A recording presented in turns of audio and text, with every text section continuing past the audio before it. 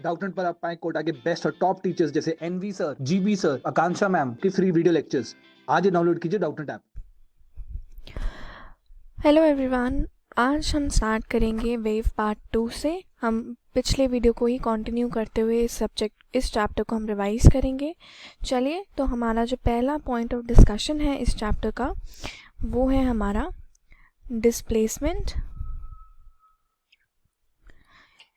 इन progressive wave. हम ये कैसे डिफाइन करते हैं? एम्पलीट्यूड और जो फेज जब टुगेदर जो होते हैं तो वो हमारा एक complete displacement of the wave describe करता है। तो एम्पलीट्यूड एक इम्पॉर्टेंट फैक्टर रहता है और फेज जो एक डिस्प्लेसमेंट ऑफ वेव को डिफाइन करता है। डिस्प्लेसमेंट एक पीरियोडिक फंक्शन है इन स्पेस एंड टाइम। तो ये इसका जो डिस्क्रिप्शन है वो क्या है? Periodic function in space and time. Displacement जब पार्टिकल्स का होता है तो वो मीडियम में टेक प्लेस करता है, अब along Y axis for example. और जनरली हम डिस्प्लेसमेंट को कैसे डिनोट करते हैं? एक्स से, ठीक है, या इसे यहाँ पे हम वाई से भी डिनोट कर सकते हैं। एक्स और वाई जनरली इसी से डिनोट किया जाता है, एंड टाइम पीरियड का फंक्शन करके टाइम के रिस्पेक्ट में भी। अगर हमें ट्रांसवर्स वेव दी हुई है तो हम कैसे लिखते हैं? Y x T. तो हम उसे लिखेंगे वाई एक्स ऑफ टी, जहाँ एक्स जो होगी उसकी प्रोपोगेशन हो जाएगी वेव के अलोंग, एक्स एक्सिस के अलोंग है, और पार्टिकल कहाँ ऑसिलेट कर रहा है? वो वाई एक्सिस के अलोंग कर रहा है, ठीक है। तो जो एक्सप्रेशन होगा वो क्या बन जाएगा हमारा डिस्प्लेसमेंट का? Y of x of t is equal to A sine के x minus omega t plus five. ये हमारा एक्सप्रेशन बन जाएगा डिस्प्लेसमेंट का। जब हमारा यही एक्सप्रेशन जो है डिस्प्लेसमेंट इक्वेशन बताता है जो कि ऑसिलेटरी इन मोशन है। अगर हमें कोसाइन फंक्शन दिया है, फॉर एग्जांपल अगर इस साइन की जगह हमें अब कॉस फंक्शन दिया है, तो साइन और कोसाइन फंक्शन दोनों को हम किस तरीके से लिख सकते हैं? एक और अगर हमें फॉर एग्जांपल एक और हमें दिया हुआ है x t is equal to B cos k x minus omega t plus five, तो हमें ये फंक्शन भी गिवन है। तो इसका हमारा बोथ और साइन फंक्शन को हम कैसे लिख सकते हैं? इसको टुगेदर ए प्लस बी साइन का फंक्शन एंड देन कॉस का फंक्शन, हम इस तरीके से भी लिख सकते हैं। मैथमेटिकली देखते हैं कि हम इसे आगे कैसे प्रोसीड करते हैं। फॉर एग्जांपल अब हमारे पास एक वेव है, ठीक है, और वो कहाँ ट्रैवल कर रही है? वो ट्रैवल कर रही है अलोंग, अगर हम कंसिडर कर रहे हैं वाई एक्सिस के अलोंग ट्रैवल कर रही है, ठीक है। सॉरी, यहाँ पे आप ट्रैवल करिए वो एक्स एक्सिस के अलोंग, ठीक है।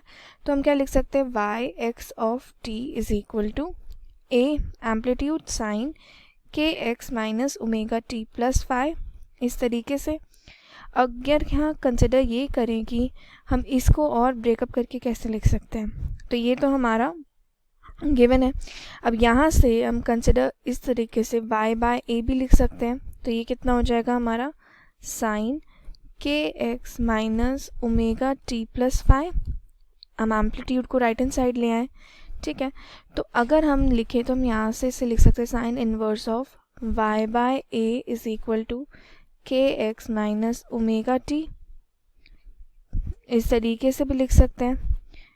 अब फाई हमारा फेज डिफरेंस जो हमें गिवन है, उस तरीके से इसको अलोंग करते हुए हम के एक्स माइनस ओमेगा टी की फॉर्म में कर सकते हैं। अगर फाई हमारा हम ज़ीरो कंसिडर कर रहे हैं, तो फाई को अगर हम ज़ीरो कंसिडर कर रहे हैं तो इस तरीके से लिख सकते हैं। तो यहाँ से हमारी वैल्यू क्या हो जाएगी? के एक्स आ जाएगा हमारा साइन इनवर्स वाई बाय ए प्लस ओमेगा टी, ठीक है। और x कितना हो जाएगा हमारा फाइनली? यहाँ से अगर हमें डिस्प्लेसमेंट की वैल्यू निकालनी है फॉर एग्जांपल, तो x हमारा आ जाएगा 1 बाय के sine inverse y by A plus omega T bye के।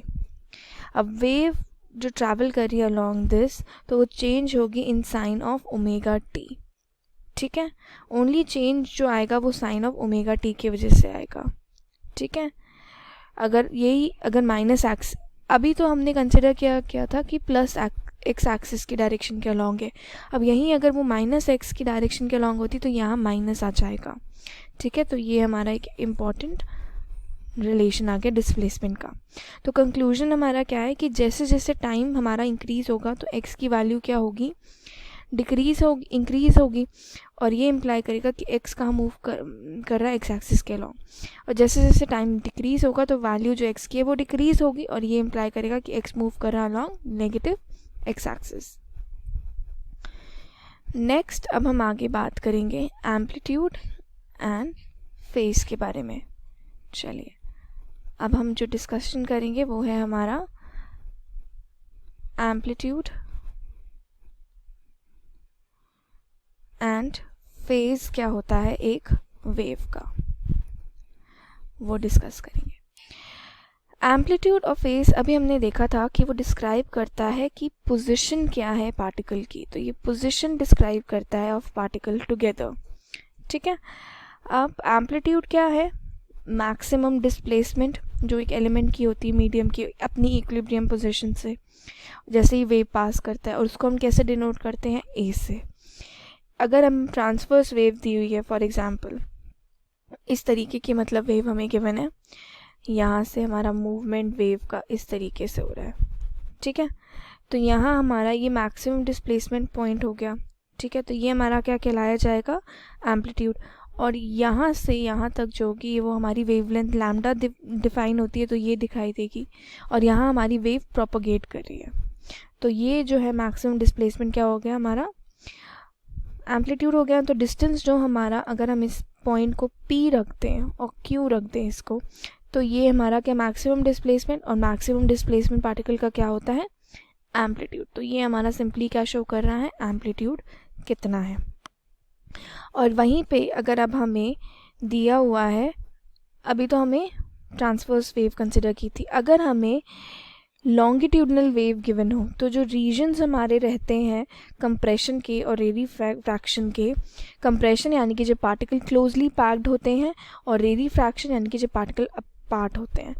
तो जब कंप्रेशन होगा तो डेंसिटी वेव मीडियम की हाईएस्ट होगी और रेरीफ्रैक्शन में कम होगी। तो अगर हम कंसिडर करें पार्टिकल रेरीफ्रैक्शन में है, तो जो रीजन होगा पार्टिकल का, जो मोर स्पेस होगा, वो रिजल्ट करेगा पार्टिकल की ऑसिलेट करेगा मैक्सिमम डिस्प्लेसमेंट।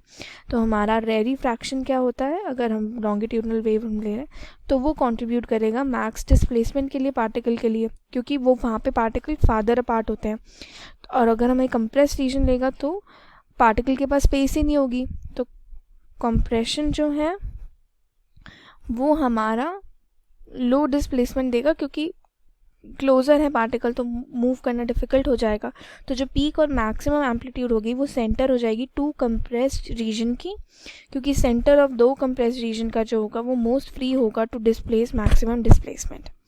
तो कंक्लूजन तो यही ड्रॉ होता है कि जो लॉन्गिट्यूडनल वेव है वो पार्टिकल की ऑसिलेट करेगी बहुत ही ज़्यादा डिस्टेंस पे, और डिस्प्लेसमेंट जो है हमारा रिप्रेजेंट क्या करेगा, एम्पलीट्यूड रिप्रेजेंट नहीं करेगा, क्योंकि वो मैक्सिमम डिस्प्लेसमेंट पॉसिबल नहीं हो गया अगर कंप्रेशन के केस में।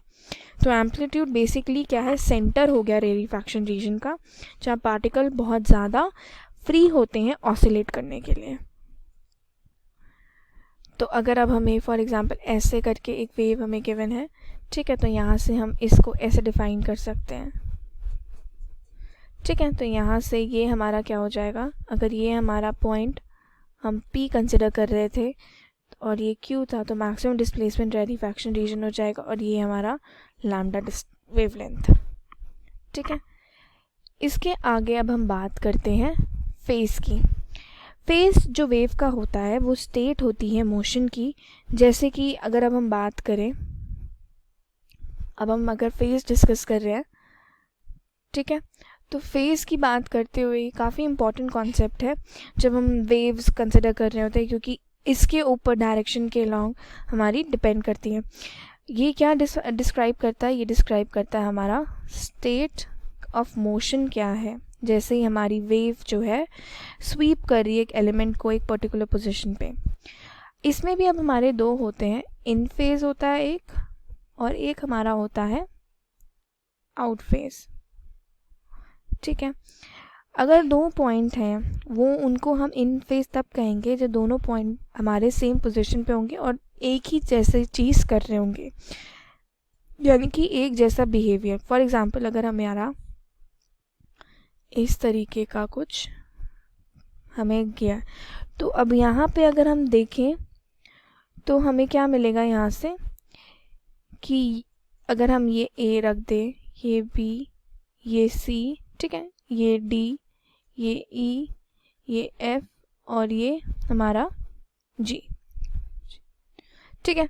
तो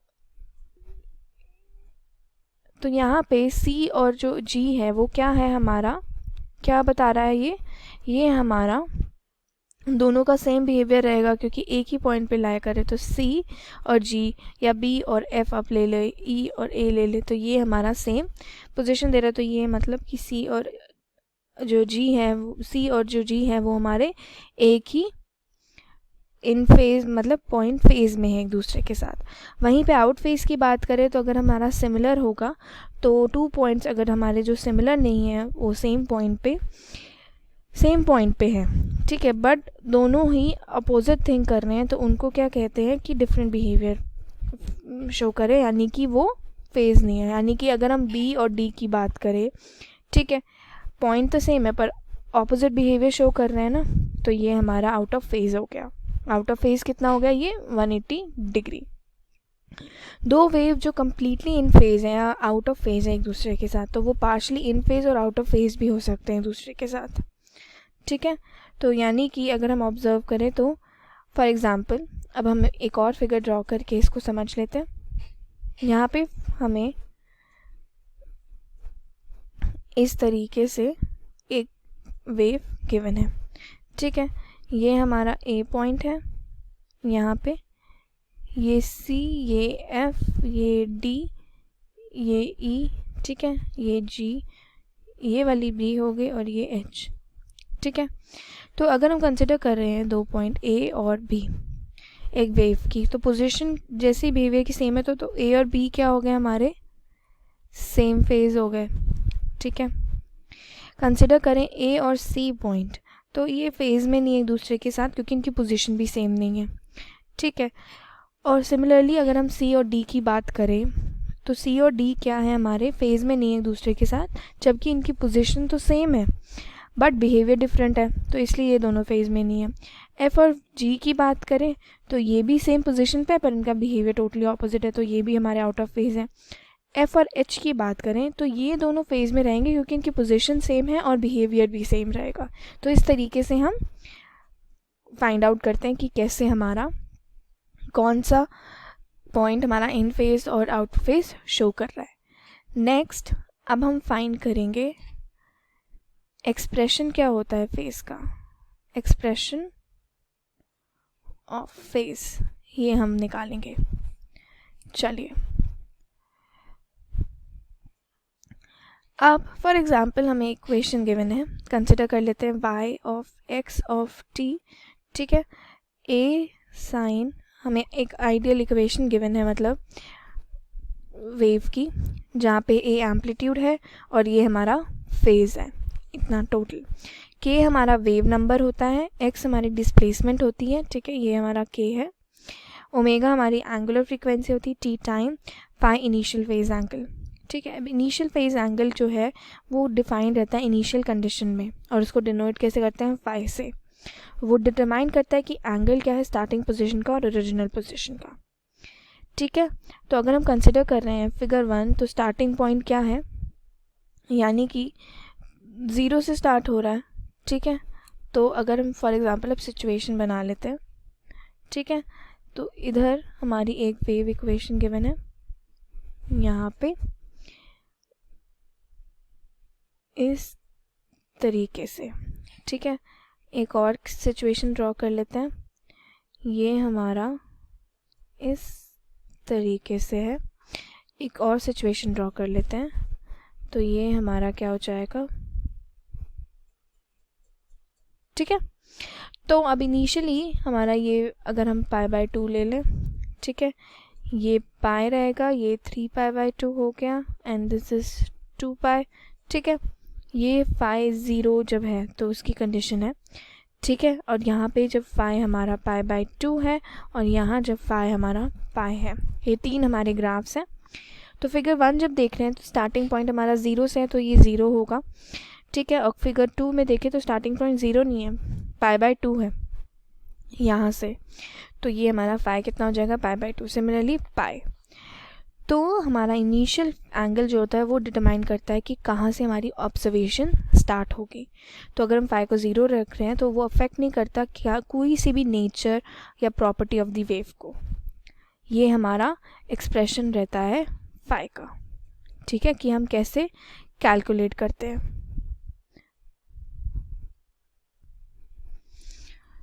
देन इसके बाद अब हमारा आता है डिस्कशन के लिए, अभी तक हमने फेज पढ़ लिया, अब हमने अभी तक डिस्कस नहीं करा है कि वेवलेंथ क्या होता है और इसकी क्या प्रॉपर्टीज़ होती है। तो वेवलेंथ जो है, नाम में अगर हमें लेंथ गिवन है तो क्या है, ये लेंथ होती है वेव की, ठीक है। वेवलेंथ जो डिफाइंड होती है वो मिनिमम डिस्टेंस होता है दो कॉन्जिक्यूटिव पोजीशन का। फॉर एग्जांपल अगर हमें ये ऐसी कोई वेव गिवन है तो इतना जो डिस्टेंस होगा ये हमारा लैम्डा डिफाइन करेगा, और इसको हम डिनोट कैसे करते हैं, लैम्डा से, ठीक है। या हमारा इतना जो पोजीशन होगा वो हमारा डिफाइन होगा। तो जो कॉन्जिक्यूटिव पॉइंट का डिस्टेंस होता है वो हमारा वेवलेंथ कहलाता है। ट्रांसवर्स वेव में जो है हमारा क्रस्ट जो होता है पीक का मैक्सिमम डिस्प्लेसमेंट देता है, पॉइंट ऑफ मिनिमम डिस्प्लेसमेंट क्या होती है, ट्रफ। ट्रांसवर्स वेव में जो है हमारा डिस्टेंस जो दो कॉन्जिक्यूटिव क्रेस्ट का होगा या ट्रफ का होगा वो कहलाया जाता है वेवलेंथ। इसके बाद अब हमारी बात आती है वेव नंबर की। वो क्या होता है, वेव नंबर जिसको हम कैसे डिफाइन करते हैं, के से, ठीक है। ये हमारा शो करता है number of wavelength per unit जो डिस्टेंस डिफाइंड होती है, ये डिफाइन करता है wave number, it's a number. तो ये उसी से हमारा वैल्यू डिफाइन करता है। जैसे कि अगर हमें एक एक्सप्रेशन गिवन है डिस्प्लेसमेंट का एक वेव का, y x t is equal to A sine के x minus omega t plus phi, और हम ये सोचे कि फाई हमारा 0 इनिशियल एंगल, फेज एंगल, तो वाई एक्स ऑफ 0 कितना हो जाएगा, हम टी भी 0 रख दें, इनिशियल फेज एंगल है तो टी 0 रहेगा, तो ये हो जाएगा ए साइन के एक्स। अगर हम x को ले लें, x is equal to X plus lambda, तो y x प्लस लैम्डा कितना हो जाएगा, a साइन के एक्स प्लस लैम्डा के इक्वल, ठीक है। सिमिलरली अगर हम कंसिडर करें x is equal to X plus 2 lambda, तो क्या होगा, हमारा y हो जाएगा x plus 2 lambda 0 is equal to a sine के एक्स प्लस 2 लैम्डा। अब वैल्यू जो हमारे y के होंगे वो इक्वल रहते हैं सारे पॉइंट्स पे, क्योंकि लैम्डा 2 लैम्डा दोनों फेज में है एक दूसरे के साथ। तो इसलिए हम ये कह सकते हैं कि वन और टू एक्सप्रेशन से कि a साइन के एक्स जो है हमारा इन तीनों चीज़ों के बराबर है। तो ये तभी ट्रू है, ये हमारा तभी वैलिड रहेगा जब जो k जो लैम्डा है वो हमारा क्या रहेगा, 2 पाई n के इक्वल, जहाँ n क्या है 1 2 3, तुम्हारी k की वैल्यू कितनी आ गई, 2 पाई n बाय लैम्डा। तो ये हमारा वेव नंबर डिफाइंड रहता है। तो ये हमारी एक्सप्रेशन हो गया वेव नंबर का। k को हम प्रोपोगेशन कांस्टेंट से भी जानते हैं, और ये बताता है कि प्रोपोगेशन ऑफ वेव क्या रहेगी। वेव नंबर एक इनडायरेक्ट वे है डिस्क्राइबिंग कि प्रोपोगेशन ऑफ वेव हमारी क्या होती है। इसको हम ऐसे समझ लेते हैं, ठीक है। अब हम इसके बाद हम बात करेंगे time period, frequency, angular frequency क्या होती है, हम ये सब डिस्कस करेंगे। चलिए अब हम बात करते हैं टाइम पीरियड क्या होता है। टाइम पीरियड वेव का क्या होता है, जो एक टाइम पीरियड टेकन है एक कंप्लीट ऑसिलेशन के लिए, उसको हम क्या कहते हैं, time period of the wave. वहीं पे जब हम फ्रीक्वेंसी बात करते हैं, फ्रीक्वेंसी ऑफ वेव की, और इसको हम टाइम पीरियड को कैपिटल टी से डिनोट करते हैं। ये हमारी होती है जो number of oscillation per unit time लिया गया, इसको न्यू से डिफाइन करते हैं, और ये क्या होता है 1/t के इक्वल। अब हम बात करते हैं एंगुलर फ्रीक्वेंसी क्या होती है वेव की। एंगुलर फ्रीक्वेंसी जो है वो डिफाइंड होती है जैसे frequency of wave in terms of circular motion. Angular frequency is defined as the frequency जो एक वेव की होती है इन टर्म्स पर ऑफ सर्कुलर मोशन के, उसको हम ओमेगा से डिनोट करते हैं और तभी यूज़ होती है जब एक एंगल मूव किया गया in motion in that particular motion. तो अगर लीनियर मोशन है तो एंगुलर फ्रीक्वेंसी नहीं यूज़ होगी, क्योंकि उस केस में वेव की जो एंगुलर फ्रीक्वेंसी यूज़ नहीं हो रही। तो हम इसको सिंपली क्या लिखते हैं, ओमेगा हमारी वैल्यू होती है 2 पाई न्यू के इक्वल, यानी कि 2 पाई बाय टी। ये भी हमारा एक इम्पॉर्टेंट रिलेशन रहता है। देन अब फॉर एग्ज़ाम्पल अब हम इसी के साथ एक क्वेश्चन डिस्कस कर लेते हैं जिसमें हम चीज़ें कैलकुलेट करके हम इजी रहेगा हमारे लिए समझने के लिए। तो एक क्वेश्चन देखते हैं, चलिए।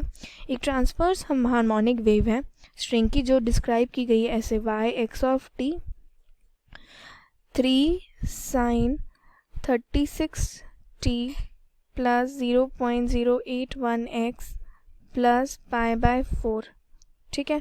जहाँ x और y क्या है, सेंटीमीटर में है और t इन सेकेंड्स है। पॉजिटिव डायरेक्शन जो है लेफ़्ट टू राइट है। तो अगर ये ट्रैवलिंग वेव है या स्टेशनरी वेव ये बताना है। अगर ये ट्रैवलिंग है तो उसकी स्पीड ऑफ डायरेक्शन क्या है और हमें कैलकुलेट करनी है, ठीक है। तो ये हमें इसमें से कैलकुलेट करके बताना है। चलिए, अब प्रोग्रेसिव वेव है इक्वेशन की जो राइट टू लेफ्ट ट्रैवल कर रही है बाय डिस्प्लेसमेंट इतना, ठीक है। तो फंक्शन हमारी आइडियल इक्वेशन क्या होती है, y x of t is equal to a sine omega t plus K X plus five के इक्वल। ये इक्वेशन है और इक्वेशन जो हमें दी हुई है ये हम अगर हम इसे सेकंड रख लें, ठीक है, और इसको हम फर्स्ट डिनोट कर देते हैं, तो दोनों को कंपेयर करेंगे तो ये क्या रिप्रेजेंट करती है, ट्रैवलिंग वेव। तो this is a travelling wave, ये स्टेशनरी वेव नहीं है जबकि ये ट्रैवलिंग वेव है। पहला आंसर हमारा हो गया। अब यहीं से अब हम देखें और कंपेयर करके निकाल सकते हैं ओमेगा की वैल्यू हमारी कितनी है, 36 होगी रेडियन पर सेकंड, ठीक है। के की वैल्यू कितनी है, के एक्स, के हमारा कितना है 0.081, ठीक है, मीटर इनवर्स। और हमें ये पता है कि न्यू जो होता है वो क्या होता है, ओमेगा बाय 2 पाई, और लैम्डा क्या होता है 2 पाई बाय के। वैल्यूज़ को डाल देंगे तो हमें न्यू और लैम्डा की वैल्यू पता चल जाएगी, ठीक है। तो ऐसे ही हम स्पीड भी निकाल सकते हैं, ठीक है। स्पीड हमारी क्या होगी, स्पीड डिफाइंड रहती है फ्रीक्वेंसी इनटू लैम्डा, तो यहाँ से हमारी स्पीड भी निकल आएगी। और एम्पलीट्यूड तो हमें 3 गिवन ही है और ए क्या है, एम्पलीट्यूड 3। तो फ्रीक्वेंसी ऑफ द वेव हम निकालेंगे तो वो भी हमारी आ जाएगी, इससे हमारी फ्रीक्वेंसी, इससे लैम्डा, इससे स्पीड आ गई, ठीक है। तो हमारा सारा आंसर्स हमें पता चल गए कि हमारी वैल्यूज़ क्या रहेंगी। तो इस तरीके से आइडियल इक्वेशन से कंपेयर करते हुए हम चीज़ें निकाल सकते हैं। अब आज का हमारा ये टॉपिक था वेव का। अब नेक्स्ट हम आगे इसको कंटिन्यू करेंगे और thank you for watching the video. Class 6 से 12 से लेके नीट IIT JEE मेंस और एडवांस के लेवल तक 10 मिलियन से ज़्यादा स्टूडेंट्स का भरोसा। आज ही डाउनलोड करें डाउटनेट ऐप या व्हाट्सएप कीजिए अपने डाउट्स 8400 400 400 पर।